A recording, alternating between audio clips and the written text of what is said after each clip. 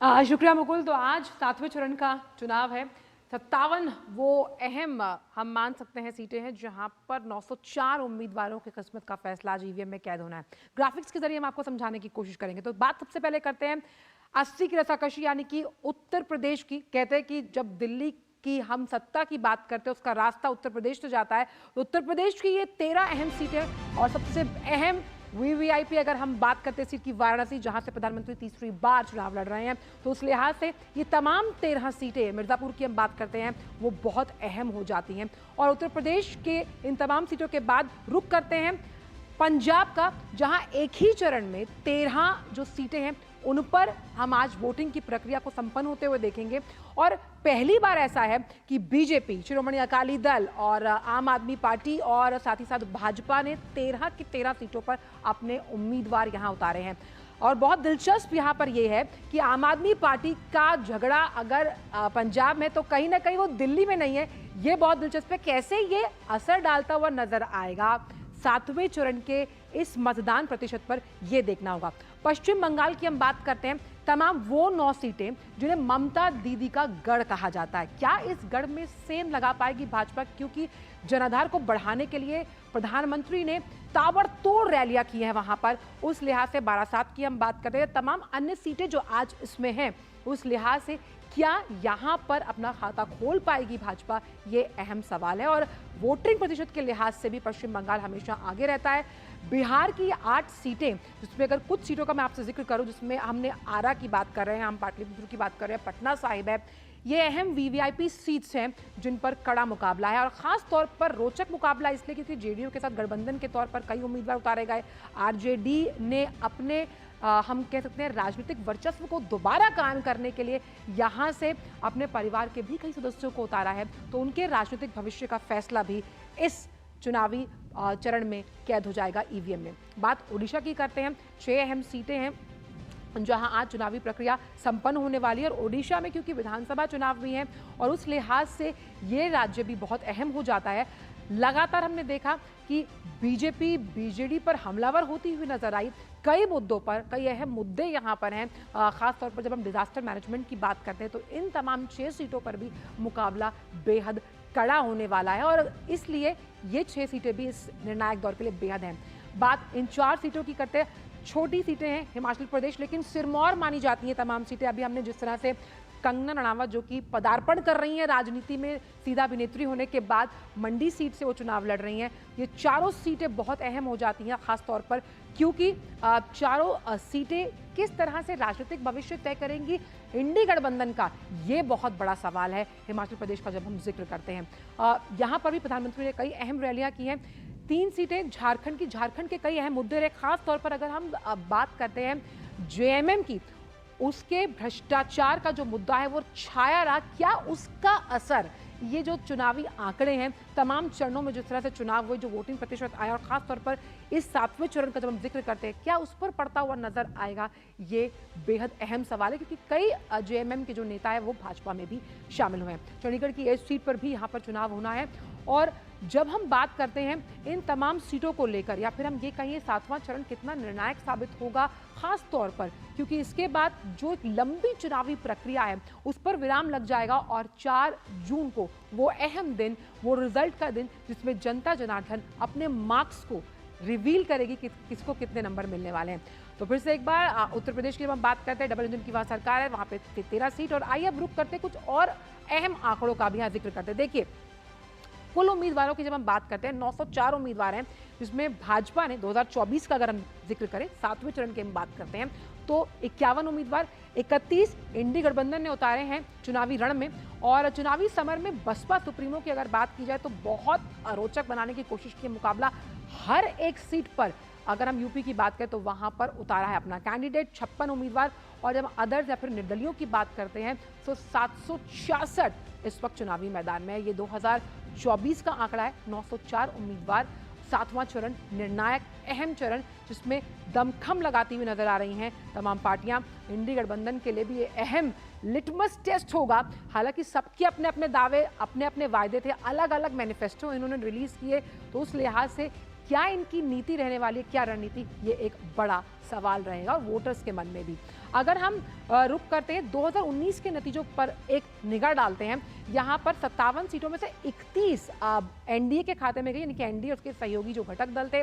वहीं अगर बात की जाए उस वक्त तो कांग्रेस रही, तो यानी इंडी गठबंधन का हम जिक्र करें तो 18 सीटें उसके पाले में आई थी और अदर्स के हिस्से यानी कि जो निर्दलीय थे उनके हिस्से गई 8 सीटें। अब समीकरण बदले हुए हैं क्योंकि इंडी गठबंधन है जहां पर उनका दावा है कि जिस तरह से उन्होंने उम्मीदवार उतारे हैं तो वो ज्यादा सीटें लेकर आएंगे। वीवीआईपी सीट्स का जिक्र करते हैं, उत्तर प्रदेश की वाराणसी हॉट सीट जहां से प्रधानमंत्री तीसरी बार हैट्रिक लगाने की तैयारी कर रहे हैं। वाराणसी जहां पर राम मंदिर का मुद्दा बहुत अहम रहा। जब हम 5 ट्रिलियन इकोनॉमी की बात करते हैं उस लिहाज से वाराणसी संसदीय क्षेत्र है प्रधानमंत्री का। कई चुनावी रैलियां यहां पर प्रधानमंत्री ने की हैं, तो देखना होगा इस बार वो हैट्रिक लगाने में कामयाब होते हैं या नहीं। बिहार की पाटलिपुत्र सीट, यहां पर चाचा और भतीजी का एक कड़ा मुकाबला देखने को मिलेगा। रामकृपाल यादव क्या तीसरी बार हैट्रिक लगा पाएंगे? हालांकि रामकृपाल यादव पहले आरजेडी में ही थे, लेकिन अब किस तरह से वो एक चुनौती बन गए हैं आरजेडी के लिए, ये हमें देखना होगा। और क्या मीसा भारती दो बार की हार है उसका बदला ले पाएंगे या नहीं, ये भी अहम सवाल। आरके सिंह पर दोबारा दाव खेला है। बिहार की आरा की ये सीट है। तमाम जो अगर जातीय समीकरण को देखें तो आरके सिंह का अहम जनाधार है। जब हम आरा की सीट का जिक्र करते हैं तो क्या इसी जनाधार को बरकरार रख पाएंगे या नहीं, ये भी अहम सवाल है। काराकाट की सीट बिल्कुल फिल्मी रही, जहां पहले निष्कासित किया गया पवन सिंह को, फिर उपेंद्र कुशवाहा को टिकट दिया गया है काराकाट सीट से। ये एक अहम हम कह सकते हैं प्रतिष्ठा का सवाल है। इस सीट पर मुकाबला अब जब पवन सिंह निर्दलीय होकर लड़ रहे हैं बहुत अहम हो गया। हमने जिक्र किया पटना साहिब सिखों के 10वें गुरु का जन्म स्थान, जहां से फिर से एक बार विश्वास जताया गया है। रविशंकर प्रसाद से वरिष्ठ नेता हैं भाजपा के, लेकिन उनके सामने कांग्रेस ने जिस कैंडिडेट को उतारा है वो भी कम नहीं। लेकिन बीजेपी के इस किले में सेंध लगाने के लिए कांग्रेस को एक लंबी तैयारी करनी होगी, तो उस लिहाज से पटना साहिब की सीट बहुत अहम।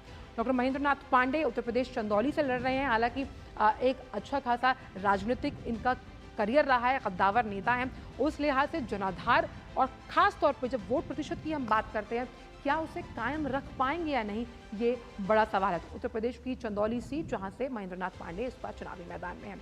नीरज शेखर उत्तर प्रदेश बलिया से, बलिया के कई अहम स्थानीय मुद्दे हैं, लेकिन क्या वोटर स्थानीय मुद्दों को ध्यान में रखकर राष्ट्रहित को सर्वोपरि मानेगा या नहीं, तो उत्तर प्रदेश की ये बलिया सीट भी बहुत अहम हो जाती है नीरज शेखर के लिए, जिस पर दाव खेला है भाजपा ने।